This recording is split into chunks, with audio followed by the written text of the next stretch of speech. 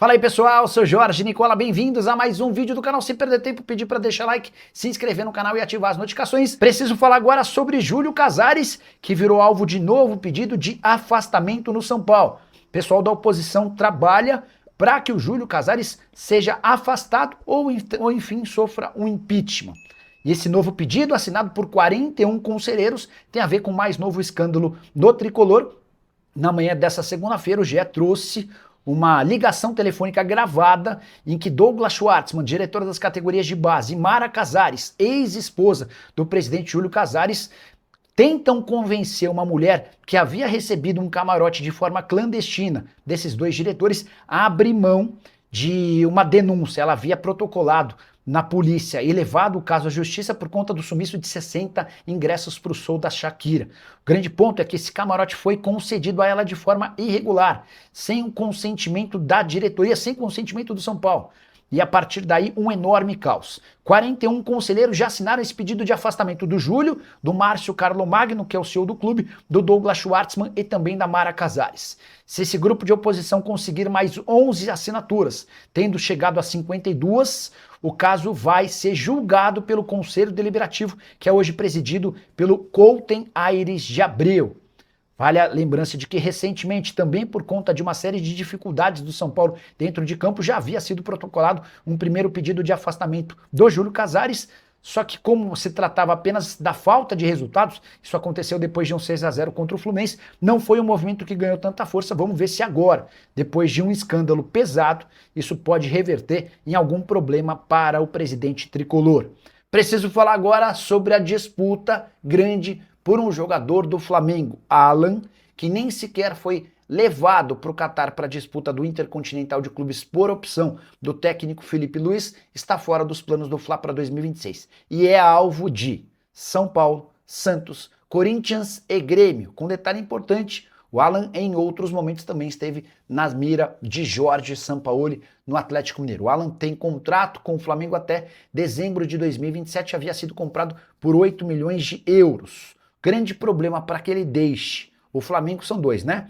A questão da compra dos direitos econômicos, o Flamengo gostaria de recuperar a maior parte desse investimento de 8 milhões de euros, além de seu salário, pouco superior a R$1 milhão mensais. São Paulo, por exemplo, só conseguiria fazer qualquer tipo de negócio desse baseado ou mediante troca. Corinthians e Santos também passam por enormes dificuldades financeiras, certamente não conseguiriam adquirir o atleta, a menos que o Flamengo tope emprestá-lo por uma temporada, colocando condições ou opções de compra. Bora falar agora sobre o São Paulo. O tricolor está fora da pré-Libertadores para jogar o torneio de mata-mata que antecede a fase de grupos. O tricolor precisaria contar que Fluminense ou Cruzeiro vencessem a Copa do Brasil. Como os dois foram eliminados, já dá para cravar que o São Paulo não joga pré-Libertadores em 2026 e vai ter de se contentar com a Sul-Americana. Antes de gravar esse vídeo, consultei um dirigente do São Paulo para entender qual o impacto dessa notícia em relação a reforços. O São Paulo vai mudar um pouquinho a sua estratégia, embora a essência seja a mesma. 6 contratações para 2026, contratando jogadores sem gastar com aquisição de direitos econômicos, a tendência é que os salários dos reforços não sejam tão altos. Vou citar um exemplo claro. São Paulo tinha a ideia de trazer um 10 mais pesado, com um salário um pouco maior, jogador que talvez pudesse ganhar mais de R$1 milhão por mês. A tendência é que com a participação na Sul-Americana em vez da Libertadores, esse camisa 10 não seja tão caro quanto se imaginaria. Mas o São Paulo continua pensando na contratação apenas de atletas desempregados ou na base da troca, ou que cheguem emprestados. Tudo para não ter de gastar com a aquisição dos direitos econômicos, como já aconteceu com o Danielzinho, volante de 31 anos de idade que pertencia ao Mirassol, como pode acontecer com Gaston Ávila, zagueiro argentino de 24 anos que pertence ao Ajax. São Paulo espera pela resposta do time holandês em relação a um empréstimo sem custos, beleza? Só para completar, queria registrar que São Paulo e Botafogo ainda não desistiram daquela troca, que poderia ser até tripla. Num primeiro momento, o Savarino e o Marlon Freitas, que eram pedidos do São Paulo, decidiram permanecer no Rio de Janeiro. O tricolor ainda tenta convencê-los a fazer parte desse negócio. Assim que tiver qualquer novidade, conto para vocês. Combinado? Bora falar agora sobre a possibilidade de troca entre Botafogo e São Paulo. Botafogo quer a contratação de Ferrarese e também demonstrou interesse em fechar com Pablo Maia fazendo oferta oficial. São Paulo falou, tá bom, e que tal a gente fazer uma troca? Nesse contexto, o Rodriguinho, jogador que acabou não sendo tão utilizado na reta final de temporada pelo São Paulo, também entrou na negociação. E o São Paulo mandaria para o Botafogo o Ferrarese, o Pablo Maia, além do Rodriguinho. Em troca, o São Paulo pediu o lateral direito Vitinho, o Savarino e o atacante Joaquim Correia.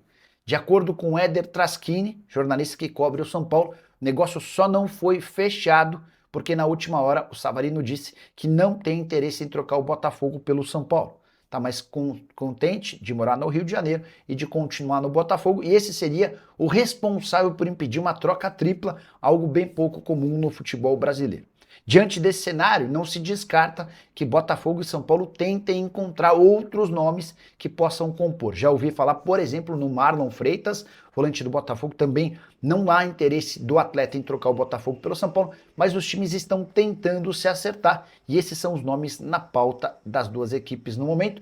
Gostaria que você usasse o espaço para comentário para dizer, em relação a essa troca tripla, quem sairia ganhando ou perdendo? Ou você acha que a troca é justa? Use o espaço para comentário e registre a sua opinião, beleza? Bora te explicar quem é o zagueiro da Ferroviária que já foi sugerido a São Paulo e Corinthians. Gustavo Medina, 24 anos de idade, representado por Giuliano Bertolucci, foi sugerido na metade do ano e mais uma vez agora para o São Paulo e pro Timão. O contrato dele na Ferroviária se encerra em dezembro de 2026 e sua multa é de $800 mil. Corinthians e o São Paulo não se posicionaram ainda sobre essa sugestão e a tendência é que o Medina troque a Ferroviária por outro time menos capaz de brigar por títulos. Nesse momento ele é disputado pelo Remo, que acaba de subir para a primeira divisão, e pelo Juventude, que caiu para a Série B. Botafogo de Ribeirão Preto também gosta da possibilidade de adquiri-lo. O Gustavo Medina, que disputou a Série A2 do Campeonato Paulista, que equivale à segunda divisão estadual, e a Série B do Campeonato Brasileiro. Ferroviária, você sabe, acabou rebaixada para a segunda divisão. Bora falar agora sobre o São Paulo, primeiro reforço para 2026 confirmado. Informação que eu contei com exclusividade na noite dessa sexta-feira. Danielzinho, volante e capitão do Mirassol, foi contratado. Ele tinha vínculo com o Mirassol somente até 31 de dezembro desse ano. O Mirassol tentou a renovação do contrato, Corinthians também fez proposta oficial, mas o São Paulo levou a melhor e acabou por contratar o atleta por 2 anos, renováveis por mais um. Danielzinho vai ter um belo reajuste salarial, mas vai ganhar muito menos do que os R$700 mil por mês a que tinha direito o Luiz Gustavo. E o tricolor nessa posição de volante passa a ter um jogador bem mais jovem e muito mais capaz de estar em campo. O Luiz Gustavo tinha 38 anos de idade e o Danielzinho tem 31 anos. Na atual temporada, o Danielzinho, com a camisa do Mirassol, jogou 50 dos 51 jogos do time do interior de São Paulo. Um dos grandes líderes do elenco, tratado como o motorzinho do Mirassol, atleta cuja capacidade física é muito elogiada. Só para completar, registrar que a partir de agora, o São Paulo passa a dar prioridade para as seguintes 3 posições. Um lateral direito, um zagueiro e um camisa 10. Negociação com o zagueiro está encaminhada, avançada. São Paulo já tem um acerto com Gaston Ávila, zagueiro argentino de 24 anos de idade, que pertence ao Ajax, mas disputou o Campeonato Brasileiro pelo Fortaleza. O Fortaleza não conseguiu comprá-lo. O São Paulo fez uma proposta de empréstimo e aguarda a resposta do Ajax. Se o Ajax topar esse empréstimo, o Gaston Ávila será o segundo reforço tricolor para 2026. Em relação ao lateral direito, a busca é ampla e ainda não há um nome definido. O camisa 10 é tratado como uma grande cereja do bolo, jogador que chegaria para ser e para ter um papel importante, especialmente depois da aposentadoria de Oscar. Só para completar em relação ao São Paulo, registrar que o tricolor recusou a primeira proposta do Botafogo por Ferrarese, time do Rio, gostaria de ter o jogador por empréstimo com opção de compra. Fala pessoal, estamos aí com atualizações importantes do São Paulo. Se inscreva e ative o sininho para receber mais atualizações do tricolor. Deixe seu like que é muito importante para o crescimento do canal. Utilize o espaço aqui embaixo para registrar sua opinião.